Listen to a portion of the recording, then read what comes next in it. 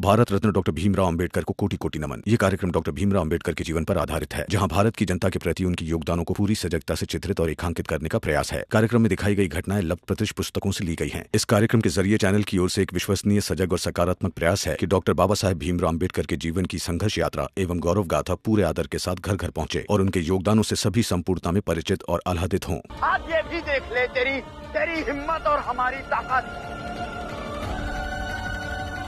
भीमराव, सोच क्या रहा है? हिम्मत है तो रोटी ला कर दे।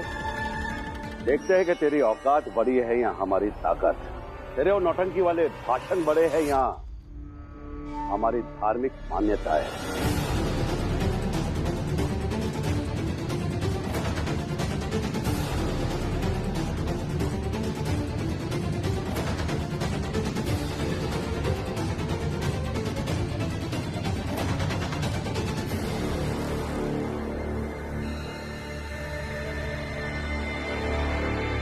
राम जी, रुक। तू कहां जा रहा है? मैं देख लेना कि तेरा ये बेटा करता क्या है, और ये भी देख ले कि हमारे एकता के सामने तेरे बेटे को दी हुई शिक्षा की औकात क्या है। हाँ राम जी, देखते हैं कि भीम क्या करता है।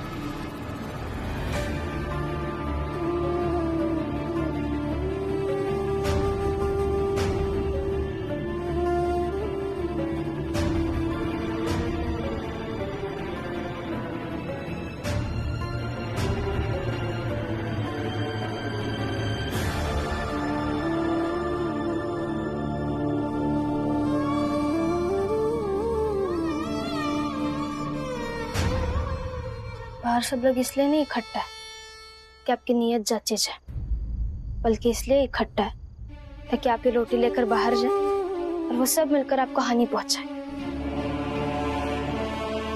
रमा,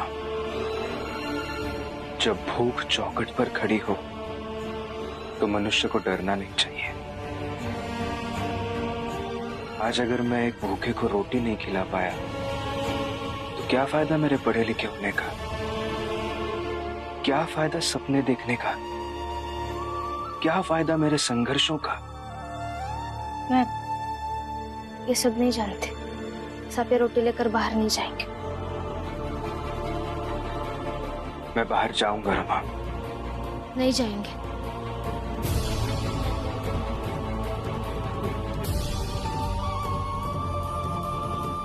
नहीं जाएंगे आप। लगता है भीम अंदर जाके छिप गया है। ये भीम रमा पति पत्नी क्या खेल खेलते हैं, कुछ समझ में ही नहीं आता। नहीं आएगा समझ में, क्योंकि भीमराव अंदर जाकर छुपा नहीं है। मैं बताता हूँ दरअसल वो लोग क्या कर रहे हैं। एक दूसरे को ज्ञान दे रहे होंगे।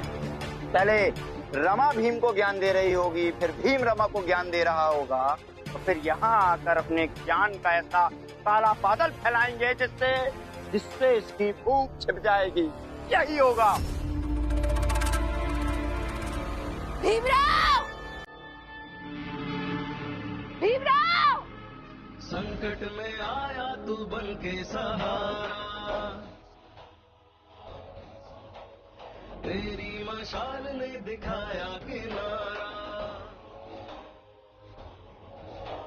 संकट में आया तू बन के सहारा, तेरी मशाल ने दिखाया किनारा। तेरी व्यवस्थाओं से खिला चमन, कोटि कोटि भीम राया तुझको नमन। साहिब मेरे भीमराव। रमा, तुम पत्नी हो मेरी। अगर इस तरह से फैसला सुनाओगी तो मुझे तुम्हारे फैसले का सम्मान करना ही होगा। लेकिन फिर भी मुझे ऐसा लगता है तुम एक बार फिर से सोच लो। ये सोच लो कि हम दोनों भी कभी भूखे रहे हैं। हमें भी किसी ने रोटी खिलाई थी। या फिर ये सोच लो कि अगर मैं ये रोटी लेकर बाहर गया तो वो लोग मुझे घायल कर देंगे। अगर ऐसा हुआ तो हमारे पहचान के डॉक्टर हैं जो मुझे ठीक कर देंगे, मेरा इलाज कर देंगे। लेकिन अगर मैं रोटी लेकर बाहर नहीं गया रमा, तो मेरी आत्मा घायल हो जाएगी। उसका इलाज कैसे होगा? कौन सा डॉक्टर करेगा? या फिर ये सोच लो तुम कि तुम हमेशा कहती हो ना, एक दिन आपकी जीवनी लिखी जाएगी। अगर सच में मेरी जीवनी लिखी गई तो क्या उस जीवनी में एक ऐसा पन्ना पढ़ पाओगी जिसमें लिखा होगा कि तुम्हारा पति डर के कारण घर के अंदर खड़ा रहा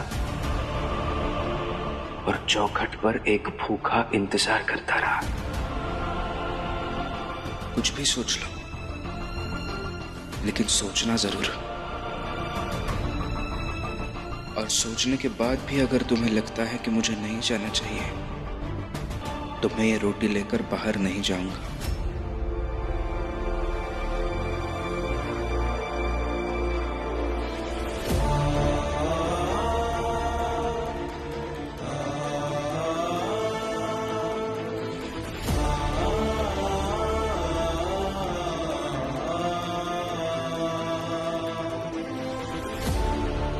भीमराव की पत्नी होना कितना मुश्किल है। आ भीमराव आ, अगर आज तू आगे बढ़ेगा तो जिंदा नहीं बचेगा।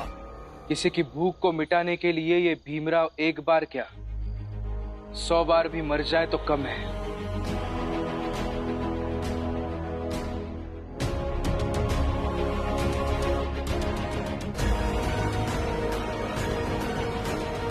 भीम, पागल मत बनो।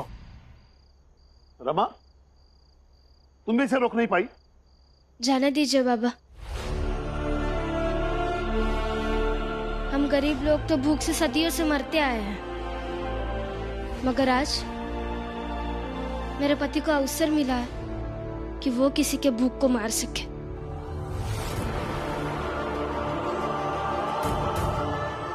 ये अवसर मत छीनिए बाबा, जाने दीजिए।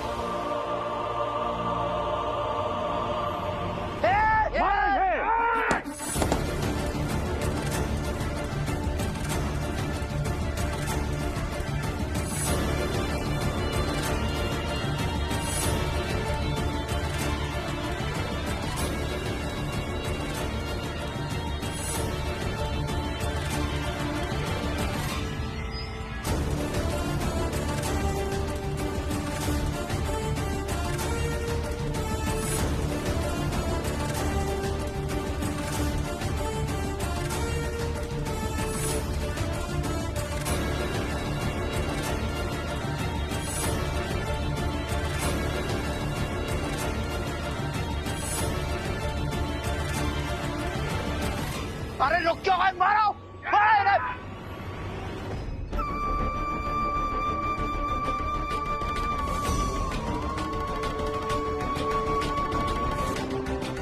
भीम, तुमने इस परिस्थिति में भी ये खाना लाकर मेरा विश्वास बचा दिया। मैं भले ही ये खाना नहीं ले रही, पर मैं तुम्हारी आभारी रहूंगी।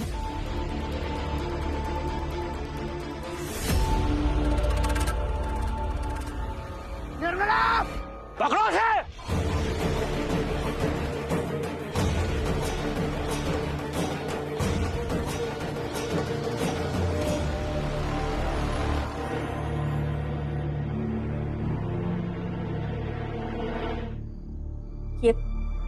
ये लोग निर्मला के साथ क्या करेंगे पता नहीं है भीम, लेकिन जो भी करेंगे वो गलत करेंगे और उसके जिम्मेदार सिर्फ तुम होंगे। और पता है ये नरोत्तम जोशी अपनी बहन को यहाँ तक पकड़ कर क्यों लाया था? तुमसे बदला लेने के लिए, और तुम्हारे साथ साथ हम सबसे बदला लेगा। सगुना भाई, जीजाबाई को अंदर ले जाओ। या कुछ भी आना शना बक रही है, कहीं मेरा हाथ ना उठ जाए।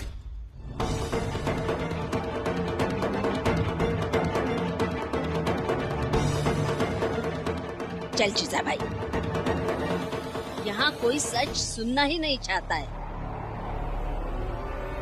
चल।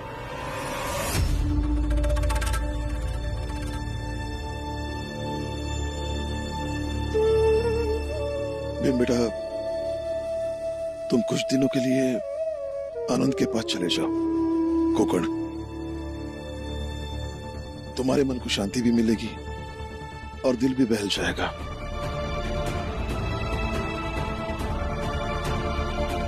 मैं ठीक हूं बाबा, और क्या पता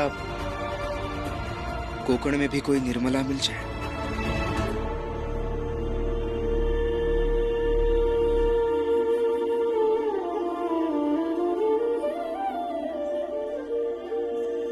भीमराव ना जेका जिंदगी में भी घुसा है, ओका जिंदगी नरक कई दी। फुलिया चलते हैं, खाना दे, बहुत भूख लगी हमको। हाँ चलो। रुक जा फुलिया।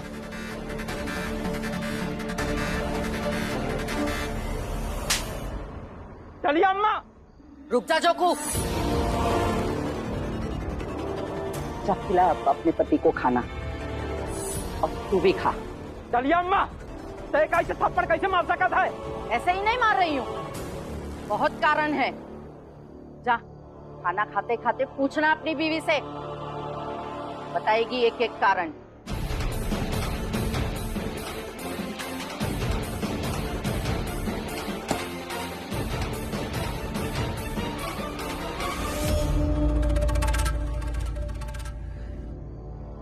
विधवा धर्म के हिसाब से इसे जितना भोजन मिलना चाहिए था उतना ये खा चुकी है, लेकिन इसे फिर भी भूख लगी है। इस लकीर के इस पार हम हैं और उस पार तू, और हिम्मत है तो लकीर पार करो, इसे रोटी खिला।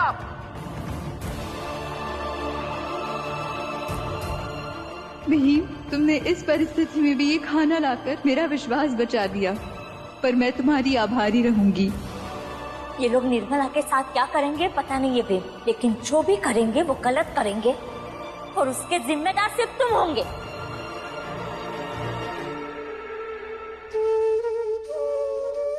अरे आप रो क्यों रहे हैं? रोइए मत। वो लोग निर्मला जी के साथ कुछ नहीं करेंगे, बस अपने हिसाब से विधवा बनाने का दबाव डालेंगे, और उसमें हम कुछ नहीं कर सकते हैं।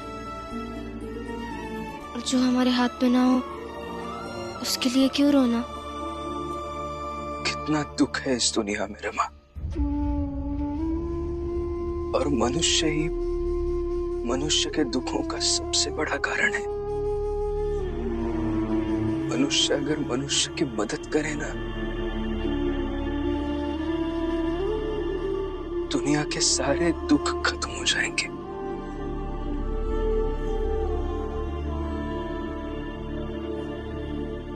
वो तो नहीं पता, लेकिन आप ये सब सोचना बंद कीजिए ना, तो आपको सुकून मिलेगा, और आपको शांत देखकर मुझे भी अच्छा लगेगा।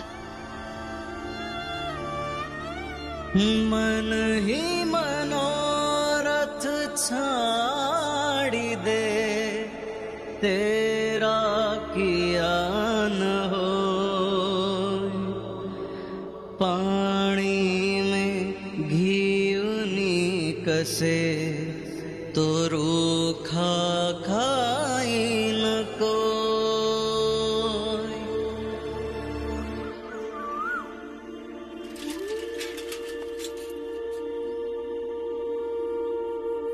पापा, बुआ, आप लोगों ने उन्हें कहीं देखा क्या? कमरे में नहीं है, पता नहीं कहाँ चले गए। नहीं बेटा, मुझे तो कुछ पता नहीं। क्या? अरे फिर जाकर देखो, कहीं ऐसा तो नहीं आप लोगों ने रात भर उसे समझाया, पर उसका उस पर कोई असर नहीं हुआ और चला गया क्रांति करने। जाओ देखो देखो जाओ।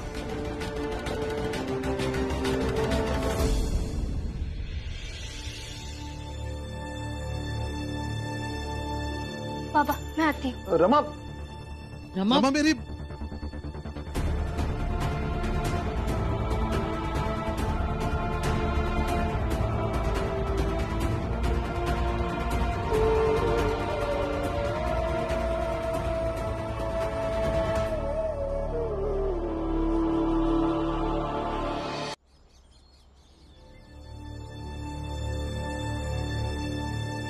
ये ले और जाके पूजा करके आ मंदिर में। ले। हाँ निर्मला,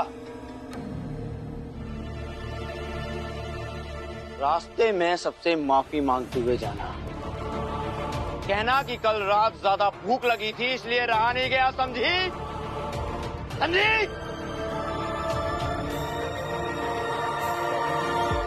जाओ तुम लोग, तुम्हारे नाक पे गड्ढा खुदवा दिया है हमने। कोई भी बात मानने में जरा भी ना नकुर की ना तो उसी गड्ढे में दफन कर देंगे तुम्हें।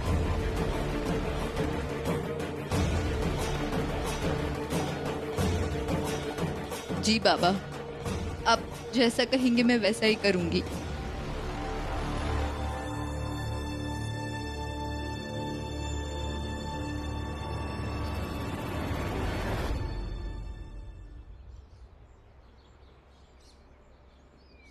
मैं जानती थी कि आप यही मिलेंगे। चलिए अभी घर। मैंने कल रात में आपसे कहा था ना कि वो लोग कुछ नहीं करेंगे निर्मला जी के साथ, बस अपने हिसाब से विधवा बनाने का दबाव डालेंगे, और इसमें हम कुछ नहीं कर सकते हैं। अभी आप घर चलिए, घर चलिए, नहीं तो मुसीबत और बढ़ जाएगी। चलिए।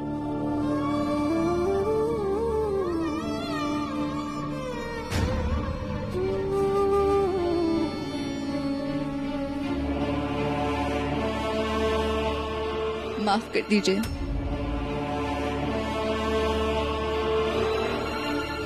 माफ कर दीजिए। कल रात भूखी थी तो रोटी देखकर रहा नहीं गया। माफ कर दीजिए।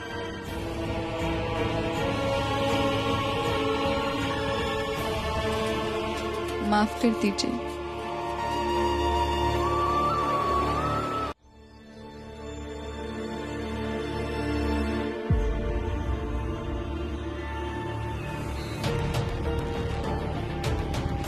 रमा, ये वो निर्मला जी का देवर है क्या? हाँ, लेकिन इनके ऐसे हाथ क्यों बंद है?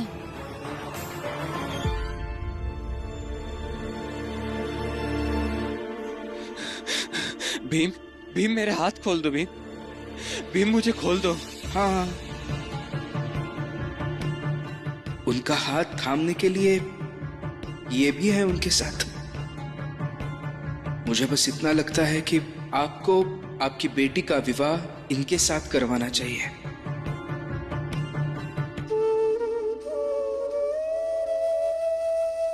भीम, तुम इकलौते थे जो इस विवाह के समर्थक थे।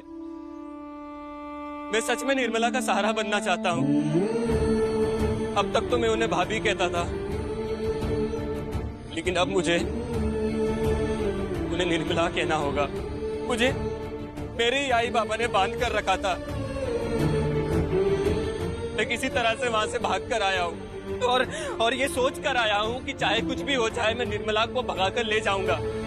और आई बाबा को जब तक पता चलेगा ना भी, इस बंबई से बहुत दूर जा चुका होऊंगा। देखिए, ऐसा मत कीजिए। आपको भागना नहीं चाहिए, यही रहकर डटकर परिस्थिति का सामना करना चाहिए। मैं खुद भागने के खिलाफ हूँ। नहीं भीम, मेरे पास उनका सामना करने के लिए और कोई तरीका नहीं है। तुम मेरी जगह नहीं हो ना, तुम मेरी परिस्थिति नहीं समझोगे। निर्मला जी घर पर नहीं है, वो मंदिर गई है। वो आपको मंदिर के रास्ते में मिलेंगे। तो मैं उन्हें वहीं से भागा के ले जाऊंगा। देखिए, आपने फैसला ले ही लिया है, अब मैं क्या बोलूं। बस इतना ही कहता हूं, ऐसा कुछ भी मत कीजिए जिससे आपको और निर्मला जी को मुसीबत में फंसना पड़े। नहीं भीम, किसी को कुछ पता नहीं चलेगा। मैं अपना मुंह छुपा कर जाऊंगा। अरे